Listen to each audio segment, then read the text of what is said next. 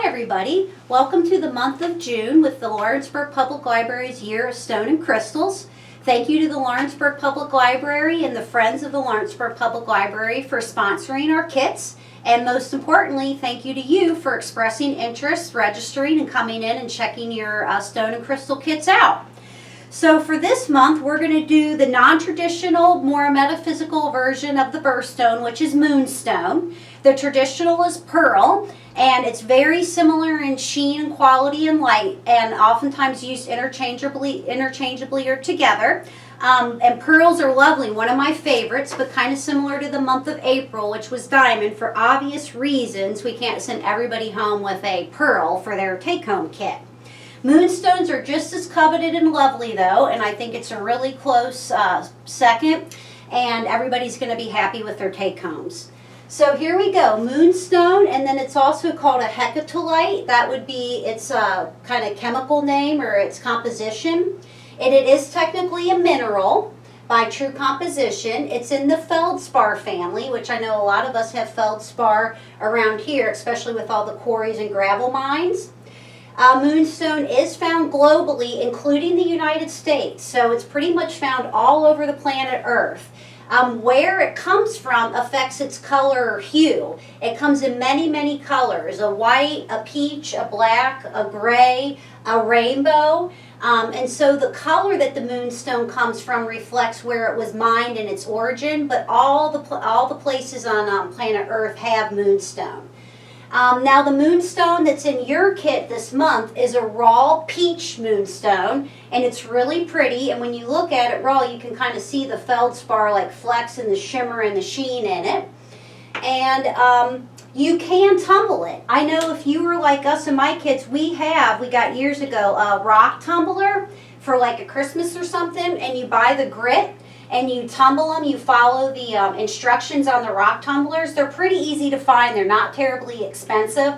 And you can do it with other stones and crystals, and even just like creek finds that you do to polish and tumble them. So if anybody's going to be home all summer and wanted to start a fun little craft, you could look online or at probably your local Walmart for the rock tumblers. And this one would tumble up really well. So this is one that you could start with. Its properties or folklore or ancient tradition is the stone of safe travels and the stone of femininity, or the feminine, the woman.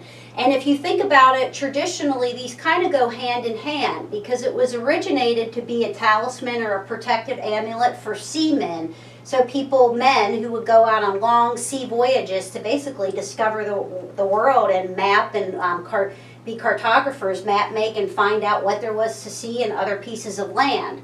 So people would make amulets and talismans out of moonstone and send them with the seamen, and they said it was to protect them like that, the protection of a mother. So you think the feminine and safety kind of go together, because we look for mothers as our safety and our protection and kind of like our guidance. Even grown seamen on a long voyage wanted to know that their mom was thinking of them. So on their long and dangerous voyages, they would send along the mother's care with the moonstone, and it was supposed to help guide them and protect them through their journeys and get them to a safe destination of land.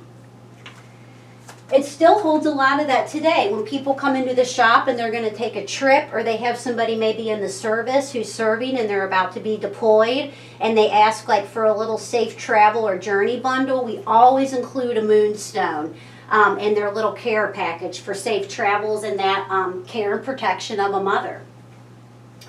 So again, ideas for your moonstone in your kit this month. Your raw peach moonstone would be to tumble, right? To get a rock or stone tumbler. You may already have one. And then we've talked about other ideas such as elixirs, although this would not qualify for an elixir because it's not in the correct family. So we would not use the moonstone for an elixir this month. We want to use a quartz or an agate for elixirs.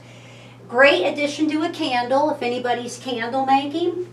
And then I'm still working on getting my wire wrapping lady to wrap some stones for us, or maybe even come in and give us a little demo, but I'm having a hard time getting our calendars to line up. So macrame, as you know, has made a huge comeback. We've seen it a lot with the cool plant holders, and now even its way into like accessories of purses and the vests.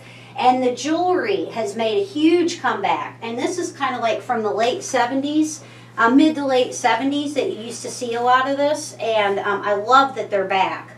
So I bet you there's a class that's similar to crochet at the library for macrame or like tatting, or if not, certainly books that you could check out that would teach you. This is a very simple and basic macrame technique. So you just braid the two sides and do a beginning level macrame knot to make these really cool little stone pouches. And then the bead acts as like a little slider so you can change them out. And that's also sort of a neat thing about it, especially somebody who has collected the stones all year long. You would have 6 by now, right? So you could trade out your stones and crystals to match your outfit, your mood, what you wanted them for, your birthstone, you know, any reason.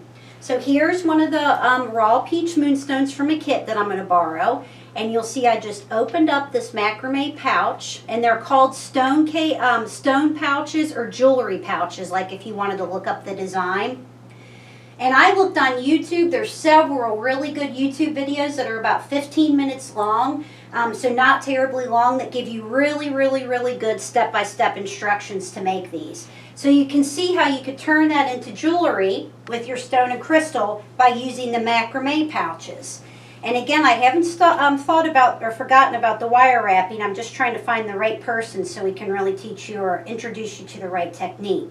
And then let's say your March birthday and you want to take your aquamarine from our earlier stone kit and put that in because you're going to go somewhere where you want to wear that color or represent your birth month. Then you could take that out and put in your other stone or crystal. And it also doesn't have to be one from your checked out kit. It could be a rock or something special, an arrowhead that you found on your own and have in your own stone collection. And then as a little bump today, because Moonstone is readily available and abundant and affordable, which makes it lovely and wonderful, but we had a little bit of room in the budget to treat you this month. So we used a seashell that's very pearlescent and has that pearl sheen to represent the pearl, the traditional birthstone. And then if you refer back to last month's YouTube video in Stone and Crystal, we talked about the introduction and use of white sage and smoke for stone and crystal collections. So for fun, we added a little into that. You traditionally burn sage in seashells and use that as a burning disc or tool or instrument, so it's appropriate. And then even if you don't ever burn your sage and you just like the smell of it or the look of it and the seashell, I thought that just looked really lovely, the little nester kit all together. And so this month's kit will have your shell to represent pearl, your moonstone for your June's mineral, and then a little bit of white sage, again to refer back to last month's YouTube video on how you would incorporate or use white sage in your stone and crystal collection.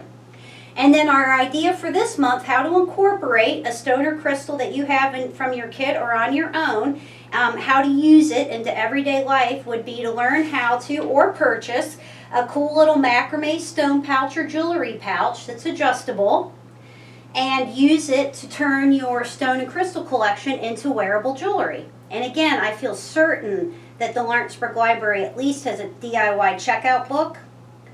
And then many moons ago, I took a tatting and a crochet class here that was super informative, and I bet you that there's a line for somebody around here that knows how to do this really well.